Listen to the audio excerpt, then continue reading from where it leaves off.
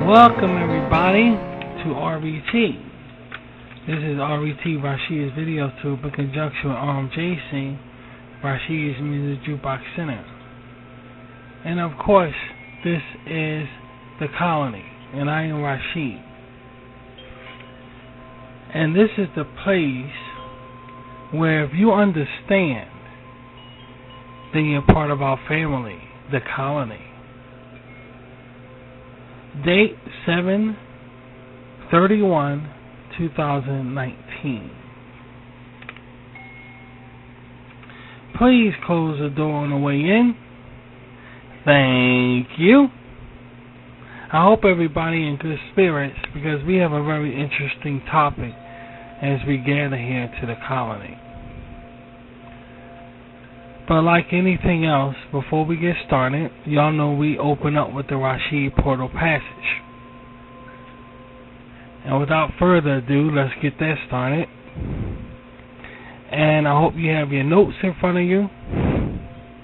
And I hope you have a pencil in front of you. Because these things are vital for taking notes and setting highlights and reminders.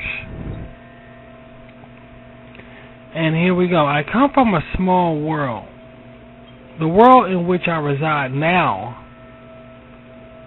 along with its sufferings, will not change me. It's good that we start the colony with that. It's very good that we start the colony with that because it just so happens what we're going to discuss is going to be very related to the Rashid Portal Passage. You'll see what I mean as we go on. And likewise, we start off also with the Rashid Portal poem, which goes as follows. My eyes see, but I am blind. My heart beats, but I am dead. With my hands I touch, but I cannot feel. Nonetheless, we're underwater, and yet we breathe. Isn't that the truth? Isn't that the truth? No matter what we go through, no matter what life throws at us, we still can admit that we're still breathing. We're still breathing under the grace and mercifulness of the Divine One.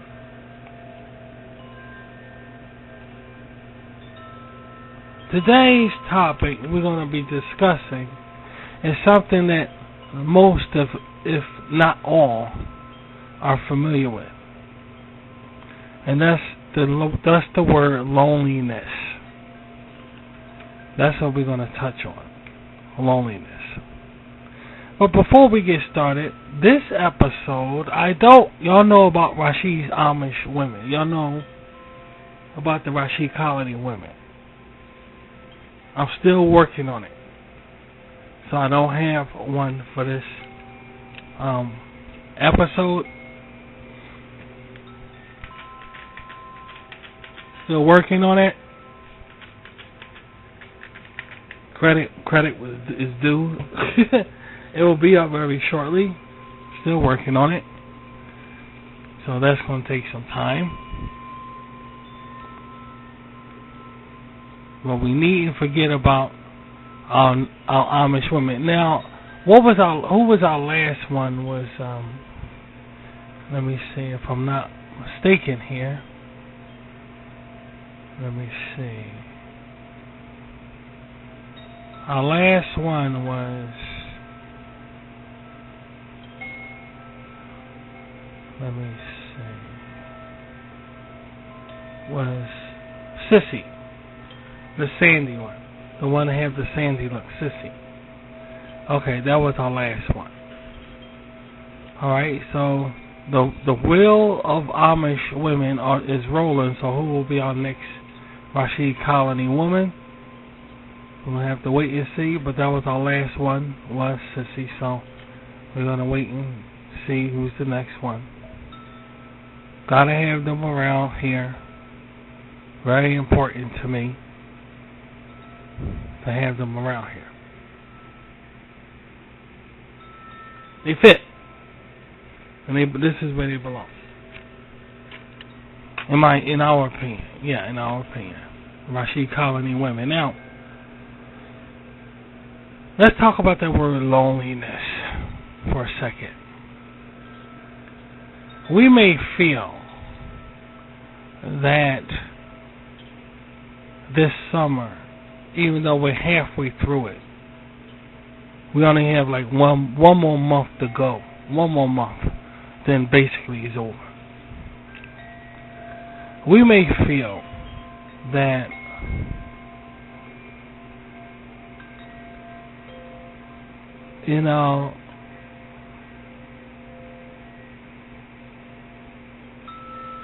this summer is not what I planned it to be.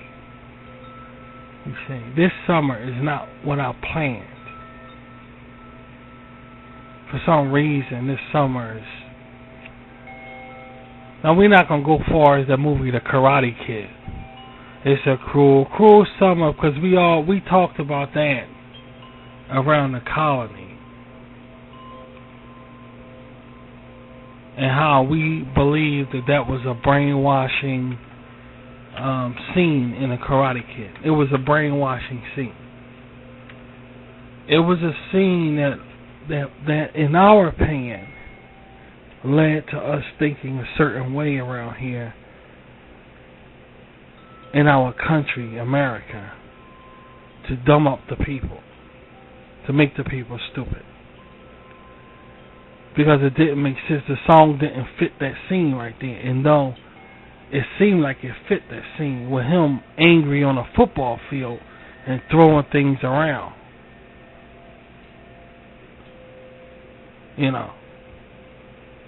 It seemed like it fit, but it didn't fit. And it seemed like that song go with that scene right there. But around here, Sadiq season, we know better. We're smarter than that. Even though The Karate Kid is one of my favorite movies of all time, hands down. But it's still that scene that it's a cruel summer. How is it going to be summertime and it's a cruel summer when he in school,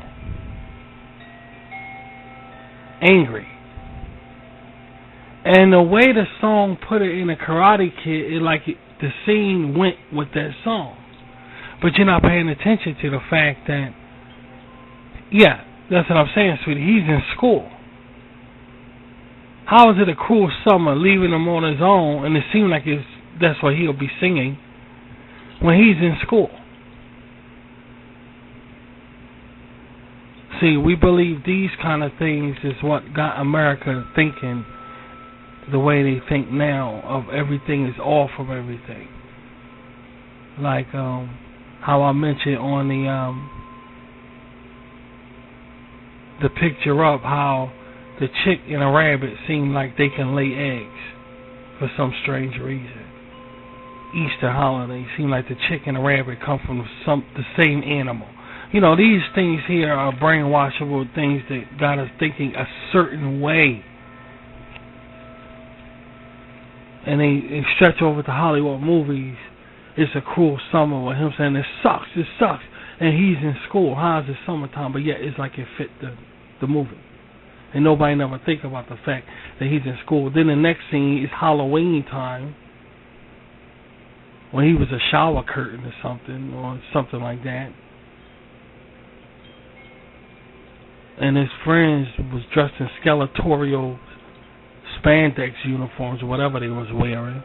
So it's Halloween time. And you're not paying attention to the fact that, it's way off from the song, but yet you put that song with the movie.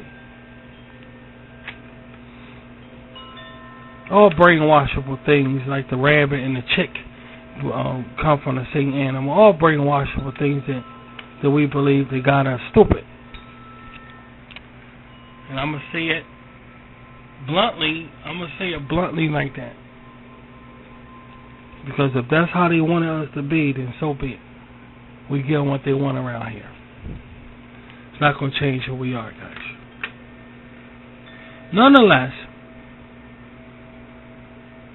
we're not talking about that kind of loneliness. That's not the lonely we're talking about. Not like that. We're talking about loneliness in our service to the Lord. That's what we're talking about. Then it branches over to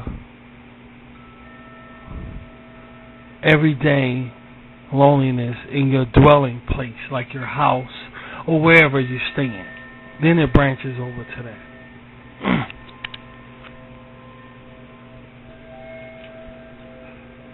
A lot of people try to define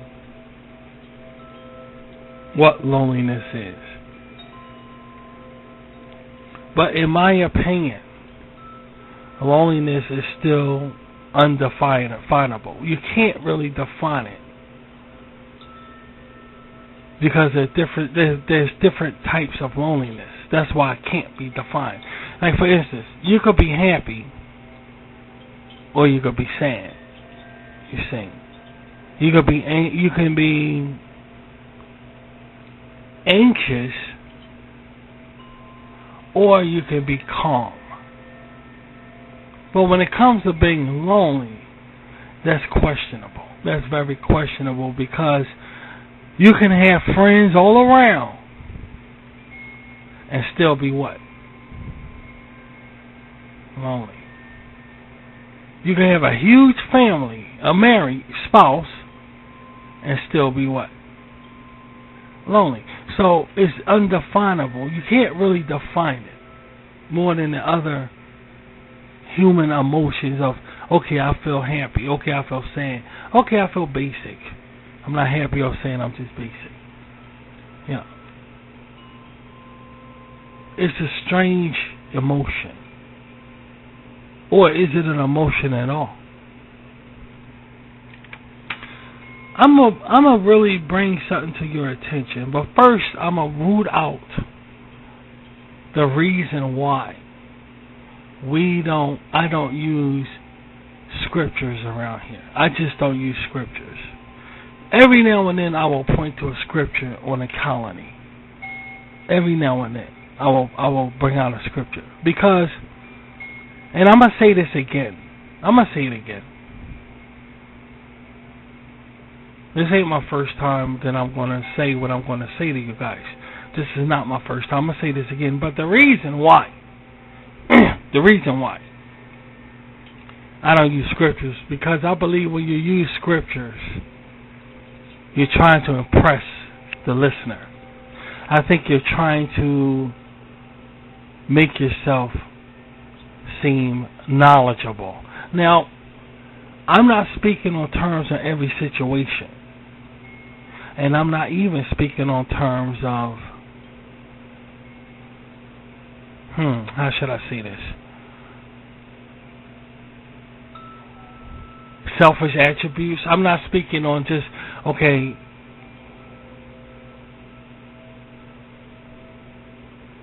this person like to do it, so this person does it to achieve some kind of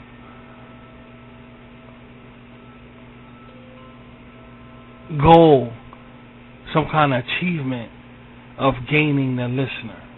Or, a selfish act. A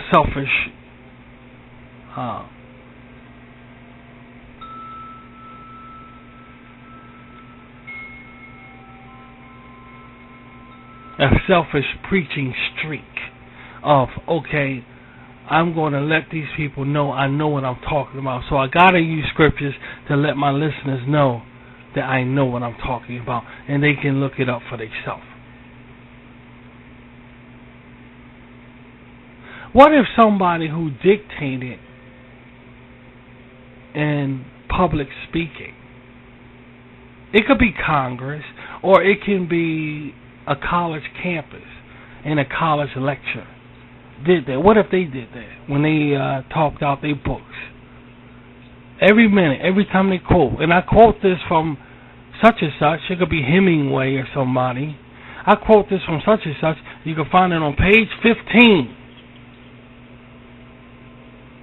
Yakety, yakety, yakety, yakety, yak. And that's on page 15. But if you turn over to page 7, and he's talking to college students now. The professor is talking to college students. Then he says, on page number 7, it says yakety, yakety, yakety, yakety, yak. You see? Those 2 pages says what? But here, as you thinking what you're thinking is different from page 22. Now page 22 says yakety, yakety, yakety, yak. And that's different from page 7. You see? But they can all mean the same thing. Now, will the students absorb what he's saying 100%? No, they won't. Because they're focusing on the page numbers that he's reciting, that he's talking about. You see? Instead of just giving the lecture and saying what he knows out of the literature itself, he's calling out numbers and so forth to the pages where he found the information on, which is getting in the way of these people absorbing what he's saying. You see. Now later on, if they approach him after the lecture and say, I heard what you said about yakety, yakety, yak. What page is that on so I can look at it? They say, okay, that could be found on page 7. See the difference? And that's the reason why I don't use scriptures that much, because, yeah, exactly, sweetie. It's like it's telling people, showing people, I know what I'm talking about. I know the scriptures. I know the Bible. So you'll hear me just say what I know about the scriptures, rather than it's in the book of Deuteronomy. It's making me look like I'm a man of the Bible, and I don't do that. I'm not about that. That's not what I'm about.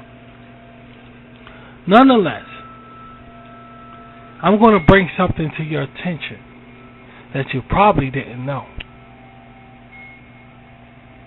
Or in some cases you knew but didn't pay it no attention. Okay?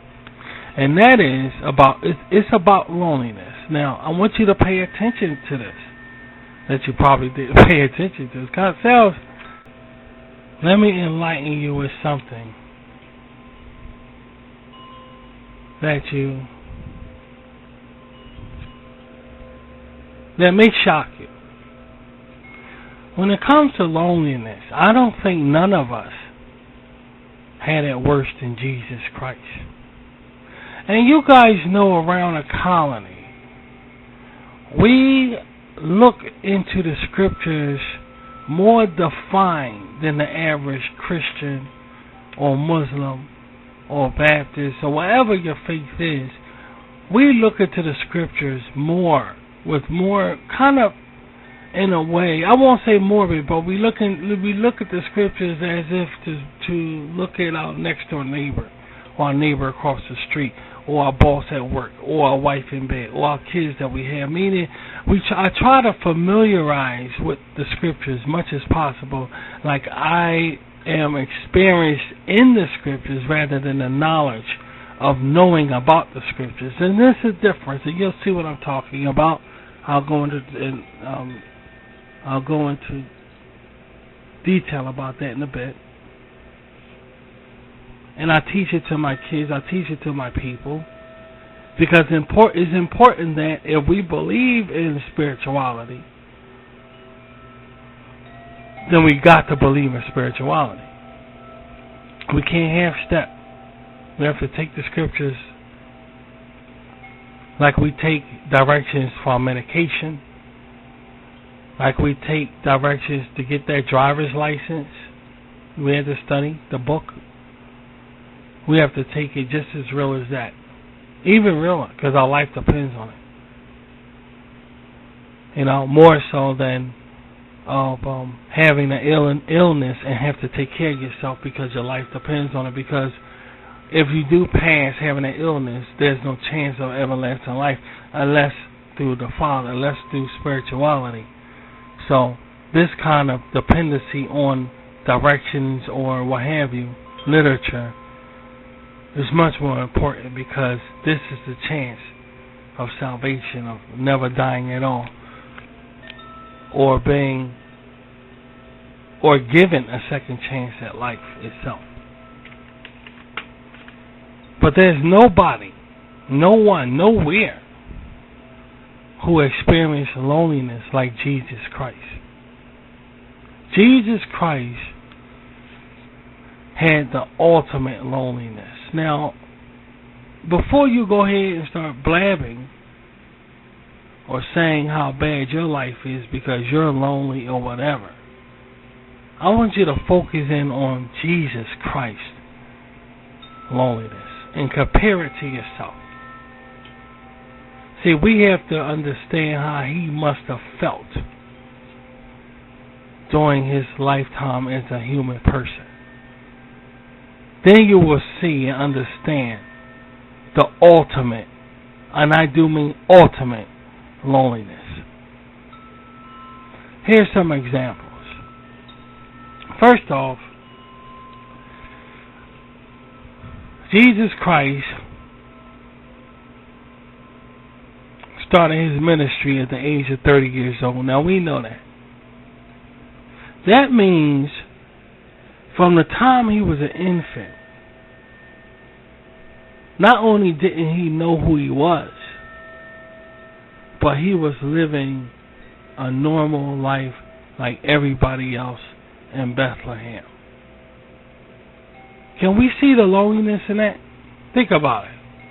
Now, there's no records in the scriptures to say what kind of child Jesus was, except, right, sweetie, except that one scripture where they was looking for him and he was in the temple. And he said, why wouldn't I be in the temple?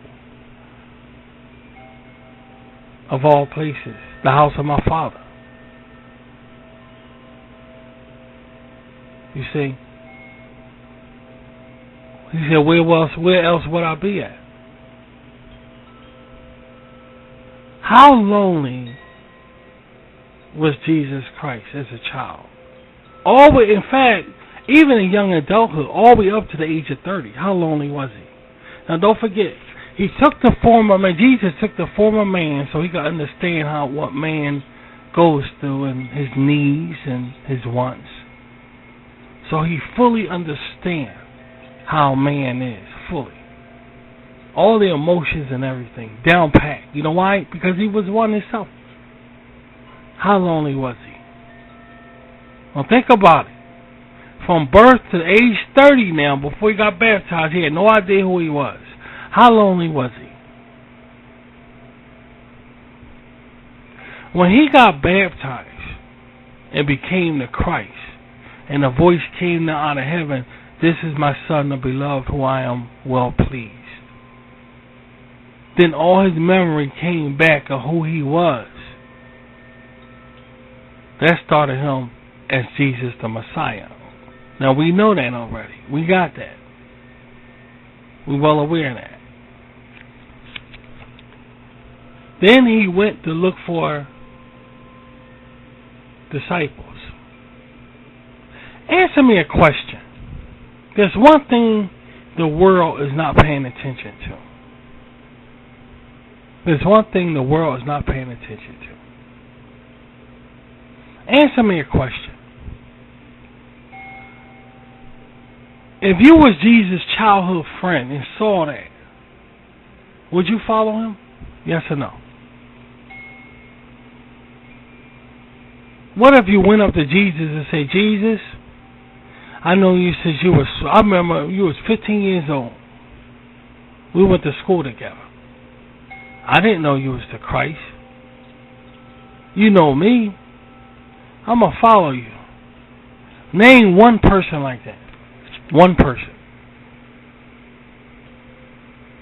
In other words, what I'm saying is, you mean to tell me Jesus Christ had no friends? He had no friends. From the age of birth all the way to 30 years old when he got baptized and people start learning who he is, he ain't had one friend come up to him and say, hey Jesus, you know, man, you friends, man. I mean, what is going on here? What do you mean you're Christ? I see the miracles you're doing. I'm following you. You know me. We're from the same neighborhood. Name one person like that. One person. In fact, he had to make his disciples follow him. They ran away from him. He came back and said, look, be my follower. They ran away. He had to tell them to stop being scared. But in what I'm trying to say is, where was Jesus' childhood friends at? Think about it. Think about it. Where was his childhood friends? The people who he was around. Wait a minute. Jesus had brothers and sisters too, right? Right or wrong? Why they ain't follow him? You my brother. I'm following you. Why they didn't do it? Think about it. He's healing sick, feeding people, doing all these magnificent things. His family is seeing all of this. Why his brothers and sisters ain't follow him? He was a carpenter, right? That's what work he did. So he knew people, right? Why didn't they look at him and say, Jesus, you know me. I didn't know you was like this. I'm going to follow you. In fact, they'll be his closest. In fact, in Hollywood or wherever, they say it's not what you know, it's who you know. So you're going to holler all your family friends around your companies. You start a business. You're going to hire all of them before anybody from the street. True to light. Sweetie, we talking it, sweetie.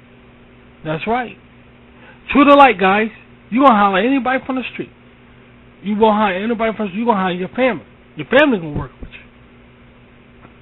That's hands down. When Jesus started his ministry, where was his family at? Answer me that. Where was his family? The only family member that came close was John the Baptist. He's the only family member that was close, that came close to that. That was baptizing in the name, because he said, repent, because the Son of Man is coming, and he was baptizing people, getting people ready for the Messiah. He's the only one. And Jesus said, baptize me. And Paul and John said, at that, still said, I can't do that. I should be getting baptized by you. Where was Jesus' friends at? I tell you what, where was his father at? Joseph knew what was going on, right or wrong? You mean to tell me Joseph couldn't follow his son? Son, I knew you was the Messiah. Now he knew firsthand. He knew firsthand, dude. That's his dad. Because Mary came to him and said, I'm going to have a child. I'm going to have a child, and da-da-da-da. And so Joseph saw the miracle. Why didn't he follow Jesus? I'm following you, son. He knew right off the bat, since he was a child. I know what you're going to do, son. I know. I knew before you got here. I knew when you was. I'm following. Why didn't he? In other words, what kind of childhood do you see he had? You tell me. What kind of childhood did Jesus Christ have? We are talking so alone, that it probably would drive the ordinary person mad.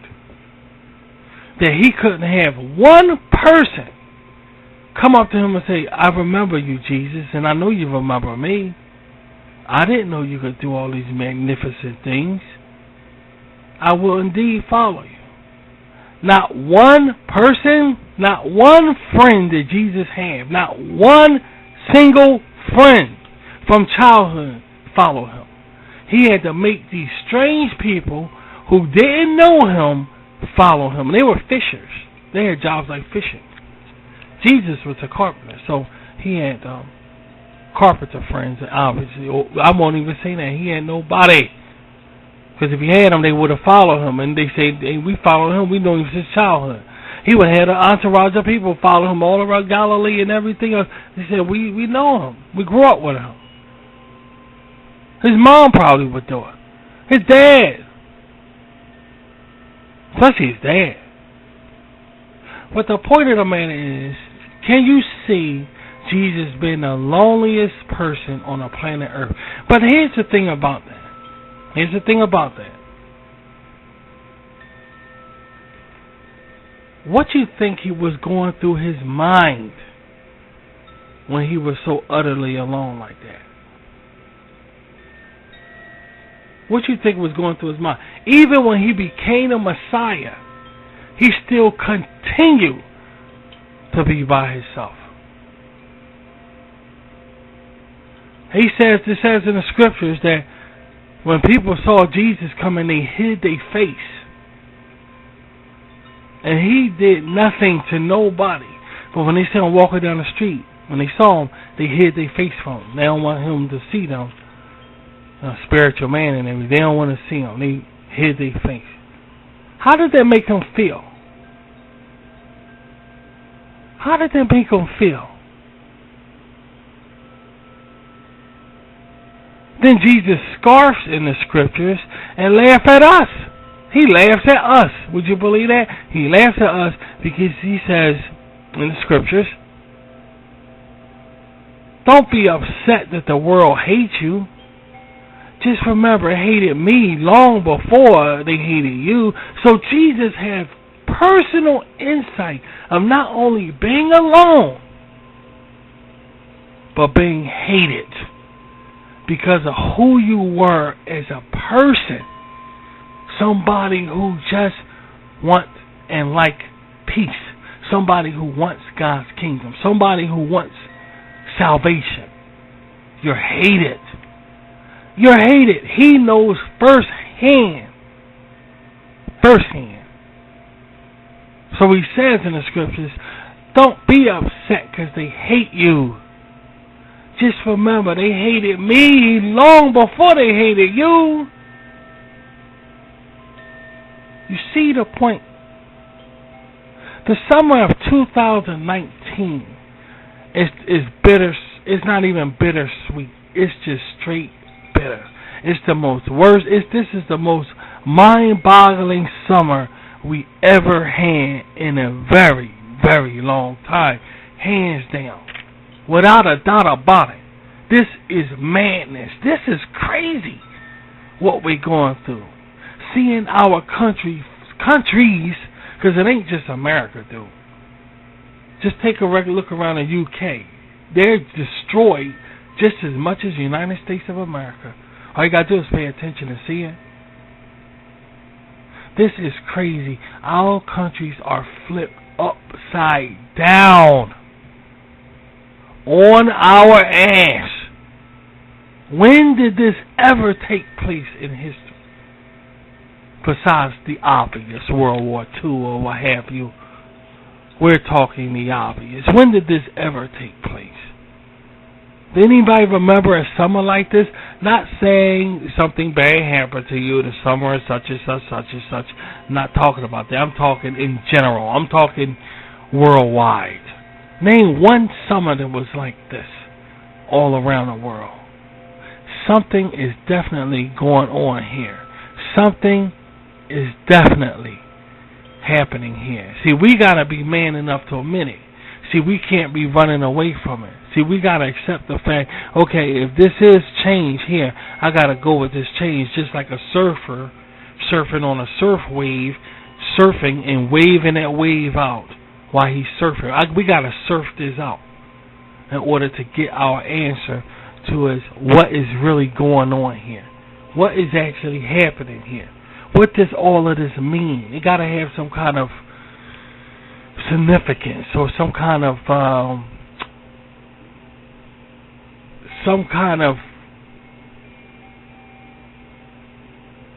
what do you call it?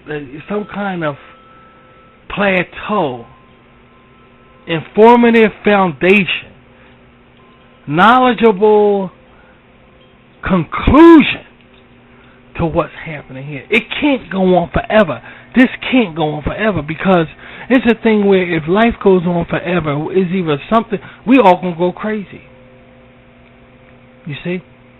It's not to the point we all gonna be dead or we all gonna die, but we all gonna go crazy. We all gonna go crazy. This heat is playing games with us. This hot weather. This is the strangest heat wave I ever seen. I don't know about you, but we never, yeah, that's what I'm saying. So we never came across a heat wave like this before, dude. To just come and go like this, like he's going to the bathroom and then leaving. I mean, this is just straight crazy here. And we may feel alone right now. See, people, this is the time that people gather up together right now. This is the time when mom is like the president of the United States. This is when mom gets popular around this time, when strange shit happening right now. Especially if you got a mom that like to bake cookies.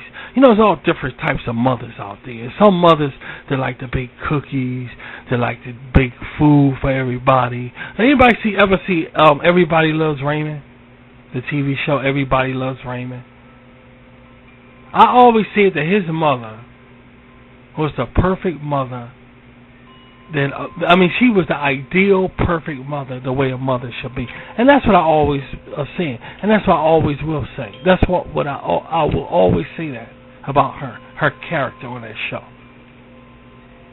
Then you have the mothers, like Married with Children, who just don't give a fuck. You see what I'm saying? Who just don't give a fuck. It's different types of mothers. But this is the time right here, when all this bullshit is when Everybody Loves Raymond mother become like Jesus Christ. Because everybody wants to run to her. You see, everybody wants to hang around her. She makes the family feel comfortable now.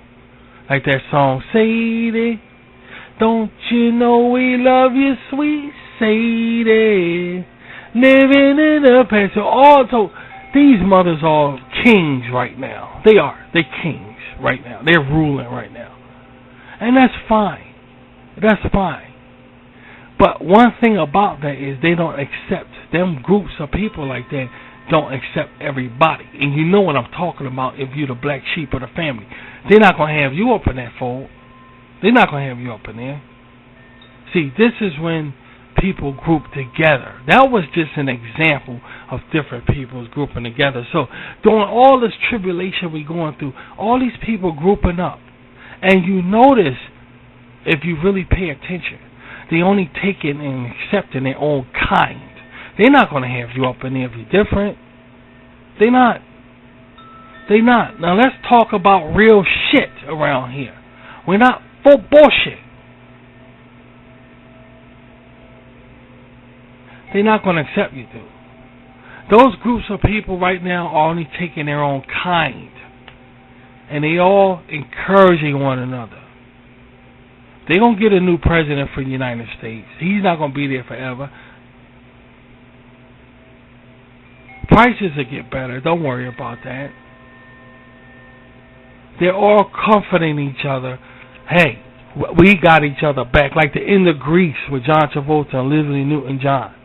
That's what they doing in front of us and shit. That's what they doing. We go together like da-ba-da-ba-da-ba-da, you know, and let them go here. Let them go here. But what did Jesus Christ say about that? What did he say? What did he say? He's saying, don't be upset because they what?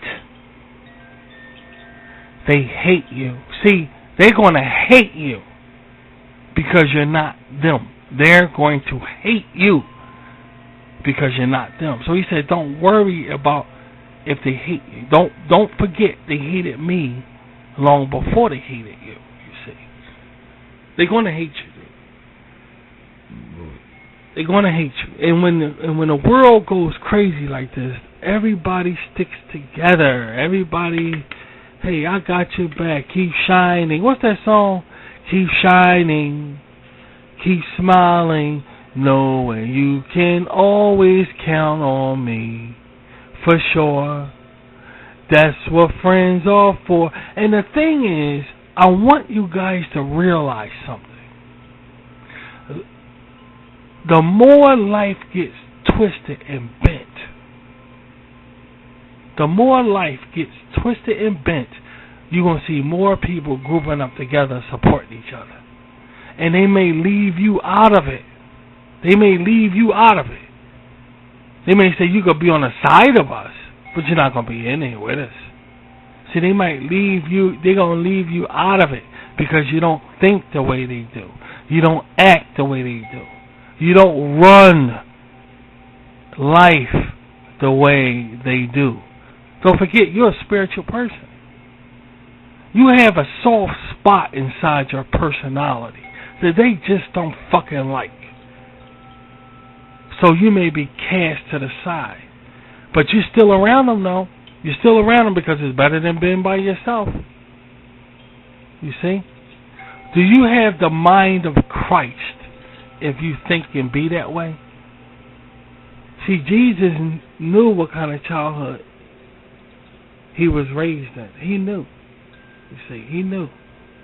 He had to go, after becoming a Christ, he had to go and get these people and say, stop doing your jobs and be my follower. He had to do that. They didn't do it. He had to do it. After his childhood. After not having his brother. He didn't say he went up to them with his brother, did they? Did it say Jesus approached them and he had his father beside him?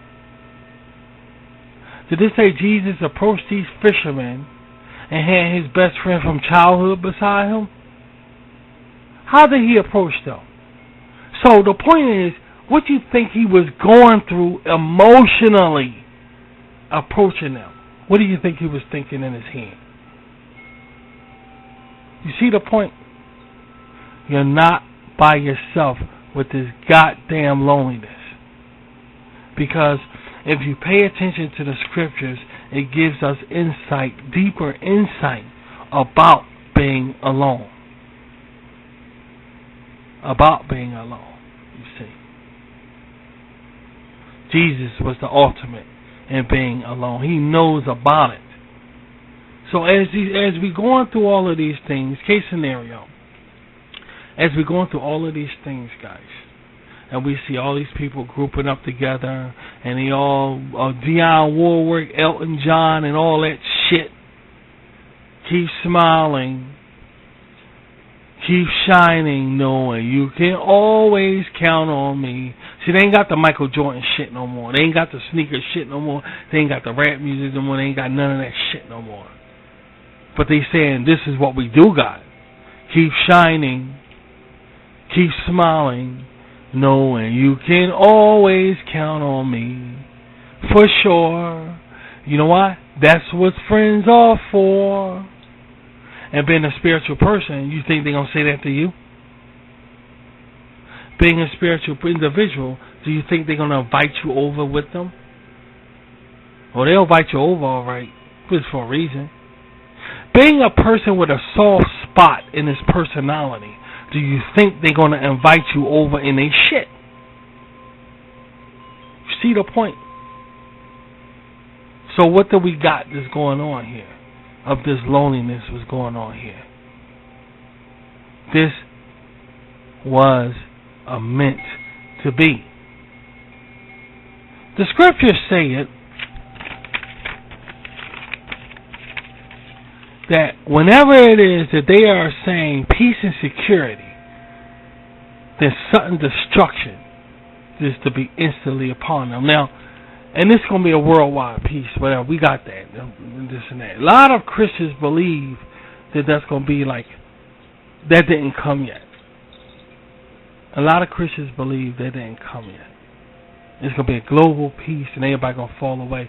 This is what Sadducees believe, and I'm going to share this with you before I wrap this up. This is what we believe. We believe it's that shit that they're doing right now.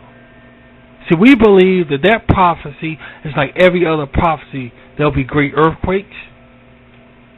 I am, baby, I'm telling them. There'll be great earthquakes. There'll be food shortages. There'll be pestilence. How many earthquakes has it been? Now, these are the signs Jesus said look for to show his coming. He said it'll be nation against nation, kingdom against kingdom. How many times have we seen it? How many times? Was it one time? Then how the hell does peace and security, then they'll say peace and security, then sudden destruction will be instantly upon them. How that's going to be one time? Now listen to the song. Keep smiling, keep shining, knowing you can always count. Every time they do that, watch what happens. This goes for the government, the world, or whoever. Whenever it is that they are saying peace and security, then sudden destruction will be instantly upon them. Now listen to this. Now listen. This didn't happen. This is just starting to happen. See, while people were sitting back waiting for this global peace and security thing, and people will fall away and stuff like that, being fooled by it, while people are waiting for that, I don't think it ever came.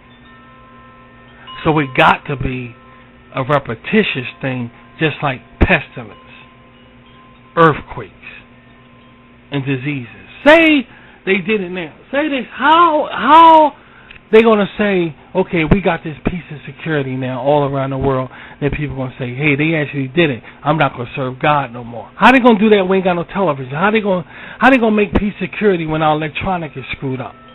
How the white people don't like social media? How they gonna all say, okay, we got peace and security on earth? The white people gonna say, you know what? There will never be no peace and security on this earth as long as there's social media here, as long as all these racists up here thinking they're educated. Fame hit that black man. Ain't gonna change him back to that motherfucker he used to be. How's gonna be peace and security that's gonna come? That's gonna make him like, okay, we accept him for, we like them all over the place. Yeah, we like that. Because if they change it, the black people gonna get pissed off. How is that? How's gonna be a peace and security that's coming when we had a president of the United States the way we had one just now, talking that way? We're going to push all that aside now and say, now we have peace and security. Now, you don't understand. This peace and security that the Bible talks about is going to be so powerful. It's going to even make the chosen ones walk away from the faith. It's going to be powerful. Powerful. Keep shining. Keep smiling. Knowing you can always count on me. Now, the spiritual person turning around, seeing the government acting crazy. They looking over here and seeing, Sadie, don't you know we love you, sweet Sadie. They busy saying peace and security. What are the spiritual people doing? Are they relying on Jesus' loneliness and being lonely like him? Or are they leaving the faith, going right over there, putting their faith in man? What do you see right now? Now the question is, here's the question. Watch what happens. See, Rashid could be wrong. We could be wrong. Sadisis could be wrong. If that goes on, and no instant destruction come upon them, then guess what? We're wrong. Now let me explain about this instant destruction that Sadduceans believe in. This instant destruction is going to come from the government. It's going to come from leading authorities to let people know you're fucked. I don't give a fuck how much you gather up together in your houses. I don't give a fuck how much you gather of your friends in your neighborhood. I don't care about none of that. You're fucked. I don't care what kind of job you got. I don't care how much money you got. You're fucked. You're in big trouble. That's the instant destruction we talking about. So while all these people gathered up together and all, and they said we ain't gonna pay no attention to what they doing in here, we're gonna sit back and see if it gets shattered. Rashid, have yet seen it not get shattered. Rashid, have yet seen it not get shattered. Every time they come together and say, keep shining, keep smiling, we are people, and no matter what, we it always go back to what's going. All of them shattered, and they all looking around saying, "What's happening to life? I'm scared. I'm scared too. Me too." But right now, all that stops. See, come periods where whatever they saying, peace and security, no matter who it is. See, the Bible says that on Armageddon, the Great Tribulation, peace will be taken away from the earth. And they will be trying to find peace, but they will not be able to find it. I'm looking around at everything that's going on now. We're looking around, and we can't find out one person finding it. Now, yesterday, or what have you, it looked like they was finding it. It looked peaceable. It looked like, hey, everybody looked like they just going with shit in there. It's always going to come either to out of the government, or they're going to do it themselves, of this shattering and something going on here in the world. Now, if you pay attention, you'll see it, but you gotta pay attention and you'll see it. It looks like that's the peace and security that's in the Bible, instead of this worldwide peace and security that everybody's waiting for. Now, that's just what Sadducees believe. I could stand corrected. You may hear this and say, Rashid, this is all a bunch of crock, but I have yet been wrong. Yet. And that's what we're seeing around here. That's what I'm seeing. But getting back to the basic issue, getting back to basicness and all for what we believe around Rashid's compound, Jesus was lonely. Jesus said, don't worry about them hating you, because they hated me first. To be lonely is to be Christ-like. Don't forget that. So whenever you're serving the Lord and believing in spirituality, and you find yourself alone, all by yourself, it's not a bad thing. It's a divine reason that you're like that. You have to keep separate from the world. Don't worry. That loneliness is not going to last forever. It's just for now. It's just for now, like a headache or a stomachache. And right at the moment of it, it seems like it's everything, but it's just for now. You got to get through with it now. Once it's over with, you will never ever see it or be like that again. In fact, the Bible says God's kingdom is going to be so great that the former things not going to be called up into the heart or the mind. That means you're not going to remember none of this garbage.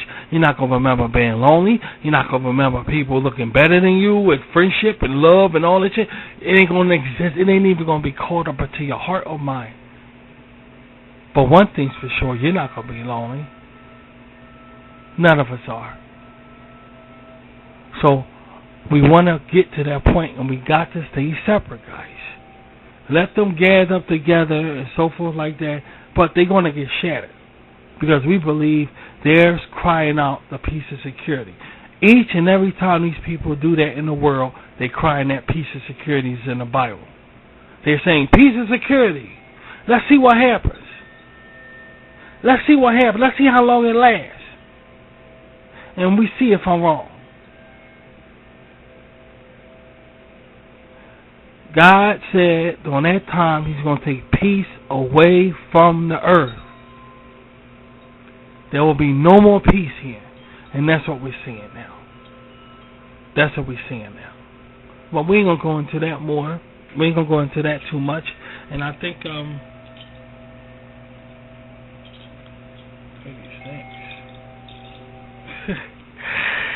yeah, I think we talked enough. So we're going to end it. We're going to end this discussion, and we're going to gather again on the next edition of the Colony. Please don't forget what we talked about, guys. So let's end it with the Rashid Porter poem. What do you say? Okay? Here we go.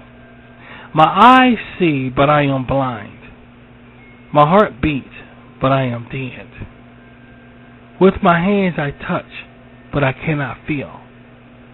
Nonetheless, we're underwater, and yet we breathe.